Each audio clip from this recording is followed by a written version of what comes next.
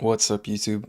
Today I want to show you how you could go ahead and buy crypto using Apple Pay on Coinbase. Now the first step you want to do is open up Coinbase. From here, all you have to do is go down and search for the asset that you want. For me, I'm going to buy Ethereum. From here, all you have to do is click buy and sell. And then from here, all you have to do is select Apple Pay. Now you have to type in your desired amount. I'm just going to buy $5 worth. Click review order. Now you can go ahead and see how much Ethereum you're going to receive at what price. And all you have to do is click buy now. But please be aware they do include a fee. And this fee can change depending on how much Ethereum or whatever asset that you buy. Now, unfortunately, Apple Pay wasn't accepted with a few of my cards with Coinbase. However, it might work for you. Now, this is all you need to do in order to buy crypto on Coinbase using Apple Pay. Please note that this is a new feature and it's probably why some of my cards weren't accepted. Anyways, I hope this video helped you guys out. If it did, please hit the like and subscribe button and I'll see you in the next